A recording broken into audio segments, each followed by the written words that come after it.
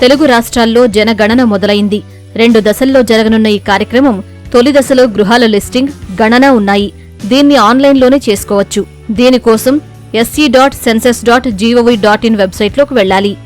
వెబ్సైట్లోకొచ్చాక రాష్ట్రం ఎంపిక చేసుకుని దిగువ ఇచ్చిన క్యాప్చాను నమోదు చేసి verify and proceed button press చేయాలి.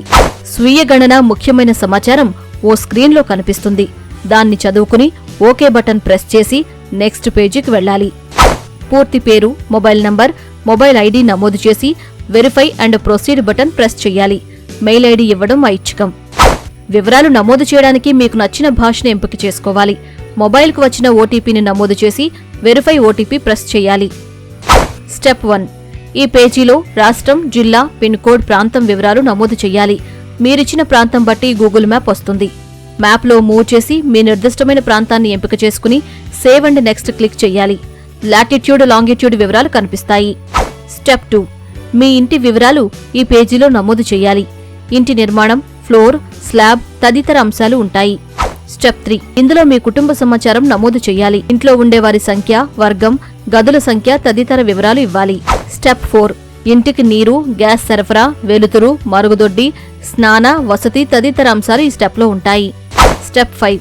ఇంట్లో ఉన్న డిజిటల్ వస్తువుల వివరాలు ఈ స్టెప్లో నమోదు చేయాల్సి ఉంటుంది. మొబైల్, ఇంటర్నెట్ తదితర అంశాలు ఉంటాయి. స్టెప్ 6.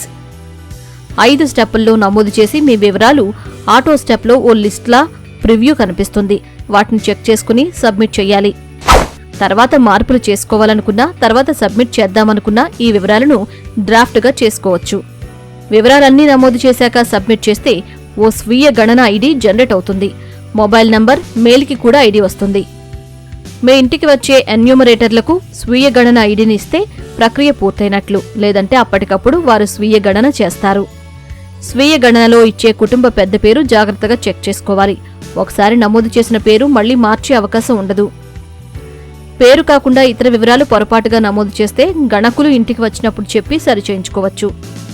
ఆంధ్రప్రదేశ్లో స్వీయ గణన ఈ నెల 16 నుంచి మొదలైంది. 30 వరకు చెయ్యొచ్చు. తెలంగాణలో 26న ప్రారంభమైంది. మే 10 ఆఖరు తేదీ.